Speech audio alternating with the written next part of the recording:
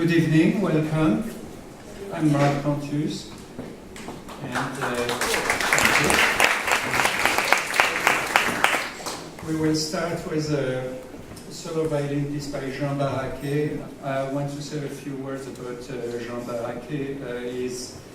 He has become a quasi-cult composer, and he's very little played, but very well known. And I must say, Rachel Field has been a participant at IFCP at the Institute for a couple of years, and she has worked the past summer with Boulez at Lucerne. And she, well, it's going to say she called me, but I think she emailed me saying that she received this piece by Barraque from Paul Griffith, and I didn't know of this piece at all.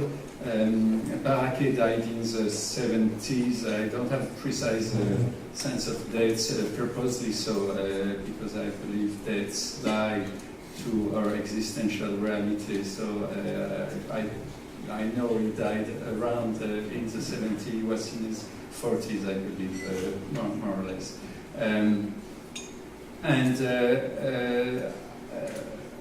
It seems Paul Griffiths knew of the piece. He wrote a book about Jean Barraque called The Sea on Fire, but it had not been performed ever, and it had its first performance in Paris a few months ago only, and so that will be the first performance in the US, I guess the second world performance, at least for sure the first performance in the US. Barraque was very closely associated with Michel Foucault, with the philosopher Michel Foucault, and I would think he brought a lot of his perspective on art, thought, music from Foucault, or there was an exchange between Barraque and Foucault which was very intense. There's only 6 works which are known of Barraque before this violin piece, and those are six very large works. 3 of them are commentaries on an extraordinary literary work which is still not terribly known by Hermann Brock, which is called The Death of Virgil. So considering there is so few work known of Barraque, that's kind of an event. It's definitely an event to have another work, a short violin piece. And he had an enormously difficult time to be performed during his lifetime. And strangely, surprisingly, things have not changed an awful lot. Yeah, one thing, there was something written during his lifetime in the 60s, I believe, about Barraque, saying that he was the most important composer since Beethoven. And well, whatever that means, anybody take it how they like. However, the intensity of his purpose was his work, was music.